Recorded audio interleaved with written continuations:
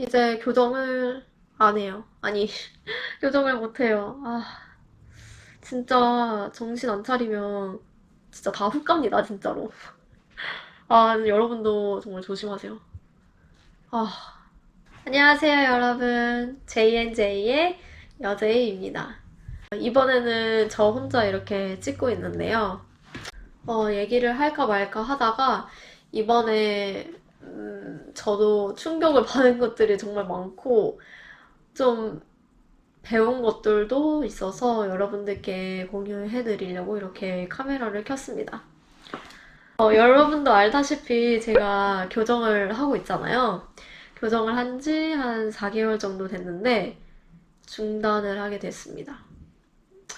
이유는 잇몸 상태가 너무 악화돼서 어, 그 중단을 하게 됐고요. 교정을 하면은 일단 계속 잇몸에 영향이 가잖아요. 그래서 교정을 중단하게 됐고, 진단받은 거는 영어로는 페리오돈탈이라고 되어 있었고, 한국어로는 치주염, 흔히 이렇게 들어본 이름은 풍치였습니다. 너무 당황스러웠던 거는 제가 치과를 안 간 것도 아니에요.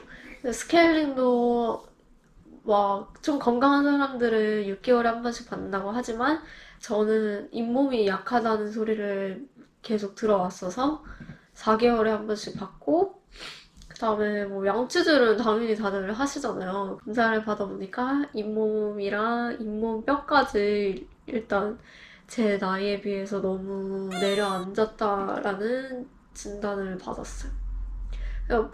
계속 스케일링을 해주던 선생님은 잇몸이 약하다. 되게 치료 열심히 해야 된다. 이 얘기만 해주셨었는데, 저번 주인가? 그때 이제 스케일링을 하러 갔을 때는 처음 보는 선생님이 해주셨어요. 근데 좀, 옷 입은 것도 그렇고, 그 원래 치과 선생님이랑 치위생사 선생님이랑 좀 옷을 다르게 입잖아요. 근데 되게 치과 의사 선생님처럼 이렇게 전문적이게 입으신 선생님이 계신 거예요. 근데 그분이 해주셨는데, 딱 보더니 되게 잇몸이 많이 약해져 있다. 되게, 내려앉아 있으니까 엑스레이도 찍어보고, 그 잇몸이랑 잇몸 뼈의 사이 거리를 체크하는 게 있대요. 그거를 체크해야 된다고 갑자기 그러시는 거예요. 잇몸 사이사이에다가 진짜 뾰족한 거를 막 이렇게 쑤셔 넣어요. 막 이렇게 쑤시면서 거리를 재는데, 그걸 하고 나서 하시는 말씀이 많이 내려갔다는 거예요. 건강한 이를 가진 사람들은 2에서 3, 아니면 정말 조금 이제 관리가 필요하다 하면은 4에서 5, 이 정도 이렇게 왔다 갔다 하는데 저는 막 8까지 있는 게 있는 거예요. 무슨 일이냐고 그랬더니 잇몸에 염증으로 인해서 잇몸 뼈와 잇몸이 내려앉았고 제대로 이렇게 관리를 안 하면 발치까지 나중에는 할 수도 있다고 얘기를 하시는 거예요. 정신이 너무 멍해졌어요. 이게 무슨 상황인가? 나 아직 30살인데 이제 올해 계란 한 판 됐다고 막 그랬는데 갑자기 발치라니요. 한 60, 한 80살 돼서 들을 줄 알았는데 발치를 해야 될 수도 있다라고 하니까 그러니까 더 심각해지면 지금은 아니길. 근데 더 심각해지면 발치를 해야 된다고 하시는 걸 듣고 정말 너무 충격을 받았어요. 그래서 제 증상이 어땠는지, 여기까지 오기까지 증상이 어땠는지, 도대체 원인이 뭔지, 해결책이 뭔지를 알려드리기 위해서 이 영상을 지금 찍고 있는 중입니다. 제가 진단받은 게 치주염이라고 했잖아요. 근데 이게 풍치라고도 하는데 한국에서는 정말 흔한 질병이라고 하더라고요. 충치 다음에 두 번째로 가장 흔하게 발생되는 잇몸 질환이라고 하고 한 30 중반부터 빠르면 시작이 되고 또 보통은 40대부터 이제 치주염이 시작이 된다고 하니까 여러분들은 꼭 심각하게 진단을 받지 않으셨으면 하는 마음입니다. 그래서 제 증상이 어땠는지 제가 여기 써놨거든요. 한번 보여드릴게요.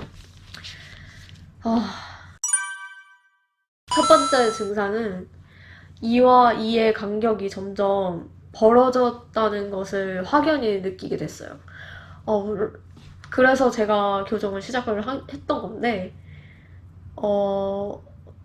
진짜 이게 무지한 게, 저는 나이가 들어가면서 노화가 시작이 되면서 당연히 이가 벌어질 수도 있다라고 생각을 했어요. 그래서 교정을 한다고 결정을 한 건데, 이게 알고 보니까 잇몸과 잇몸뼈가 점점 여기는 올라가고 여기는 내려가면서 이와 이의 간격이 점점 보인 거죠. 두 번째는 피가 자주 났어요. 양치질을 하면서도 피가 나기도 했고 그냥 갑자기 이렇게 피맛이 날 때도 있었어요. 막 엄청 막 매일매일 난 건 아니지만 그래도 자주 난다고 생각이 들었어요. 그런데 저는 이게 예전부터 피가 났었거든요. 그래서 저는 이게 그냥 제가 피곤하거나 또는 잇몸을 이렇게 양치질을 하다가 잇몸을 잘못 건드려서 이렇게 피가 난 줄을 알았는데 그게 신호탄이었더라고요. 네. 피가 나는 게 이상했던 거였습니다. 그 다음에 세 번째는 남들에 비해 이물질이 잘 꼈었습니다.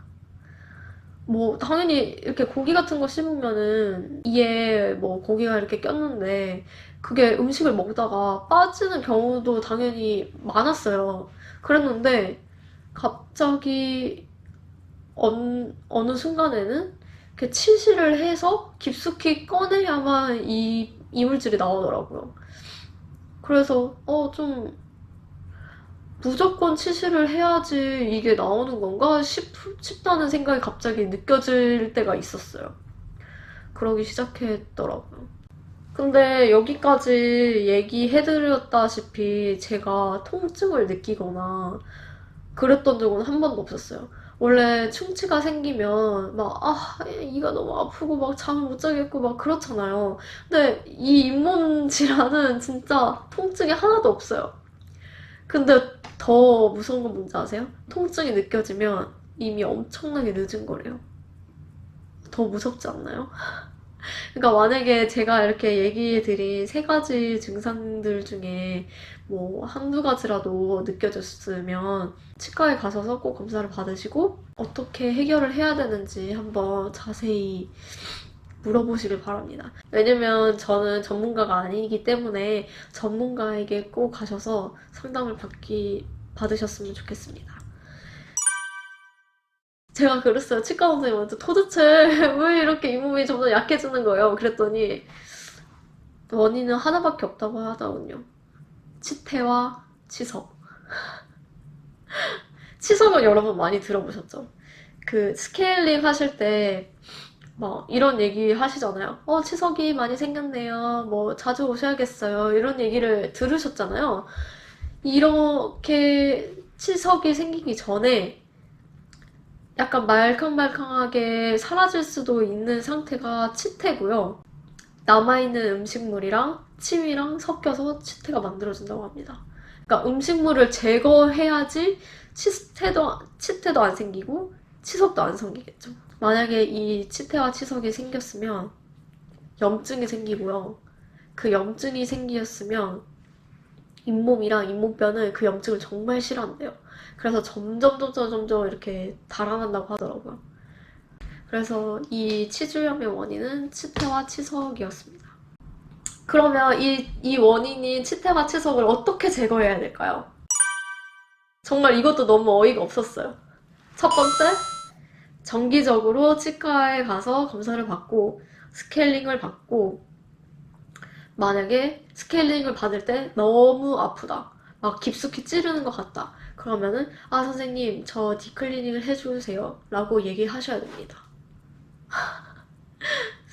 그냥 스케일링 받고 나서 너무 아파요 좀 대충 해주세요 이렇게 하면 절대 안 돼요.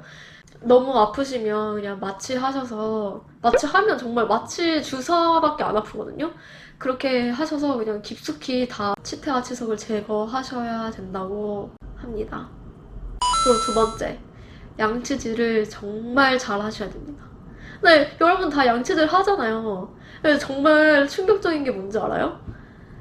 혹시 이렇게 양치하시던 분 있으셨나요? 이렇게. 위아래로. 이렇게.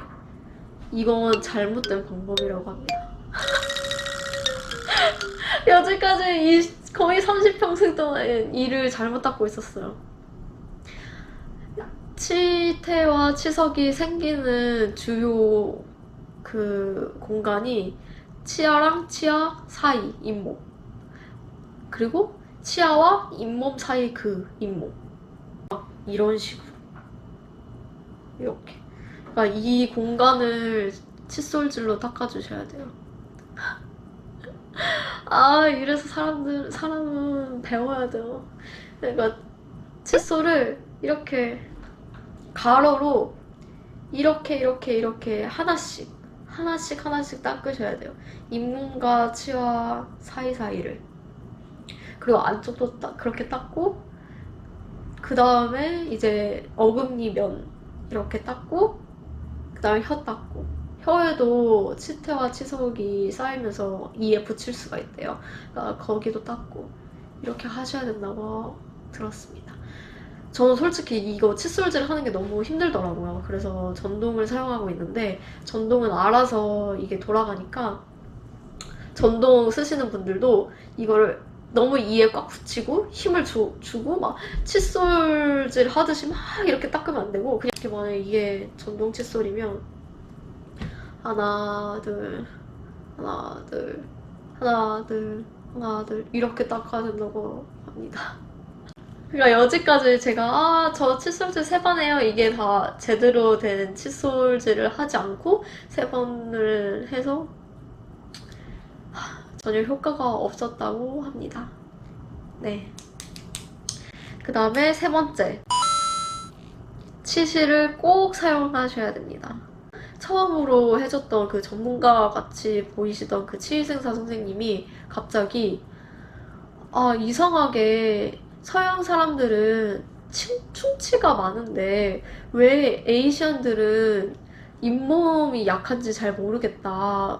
그 뭐 우울의 차이인지 문화의 차이인지 잘 모르겠지만 보통 잇몸이 약하더라라고 하시더라고요. 근데 제가 그걸 곰곰이 생각한 결과 저희는 치실을 잘 사용하지 않잖아요. 전 진짜 솔직히 말해서 한국에 있을 때 치실을 사본 적이 없어요. 그거를 해야 되는지도 몰랐고요. 여기 캐나다 처음 와서 이제 유학생으로 외국 애들이랑 같이 뭐 밥 먹고 놀러 다니고 하다 보니까 걔네들이 맨날 밥 먹고 양치하고 치실하고 뭐 간식 과자 같은 거 먹어도 치실하는 거예요. 그래서 쟤네는 뭘 저렇게 계속 하지? 이렇게 생각을 했는데 알고 보니까 무조건 해야 되는 거였어. 그렇게 양치하기 전에 일단 치실로 치아 사이사이를 다 이물질을 걸러낸 다음에 그 위에 이제 치약을 바르면서 칫솔질을 쭉 해야 된다고 합니다. 여러분, 그래야 치석 치태가 사라진다고 하네요.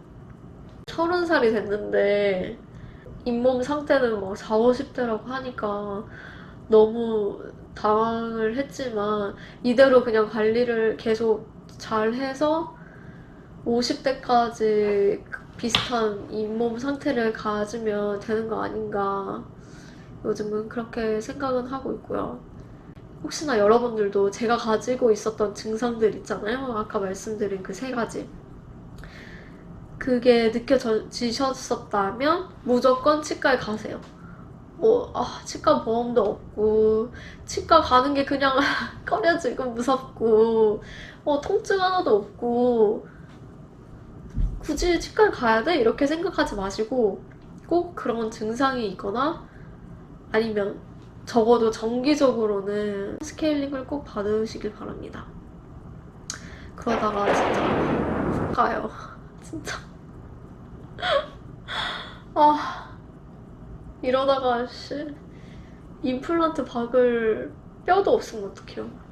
아무튼 치주염이 굉장히 흔한 질병이라고 하니까 여러분들은 관리 잘 하셔서 안 걸리셨으면 좋겠고, 만약에 조금 증상이 있어도 재빨리 관리를 하셨으면 좋겠어요. 그럼 다음 시간에는 오빠와 함께 더 유익한 영상으로 찾아뵙겠습니다. 그럼 안녕. 안녕.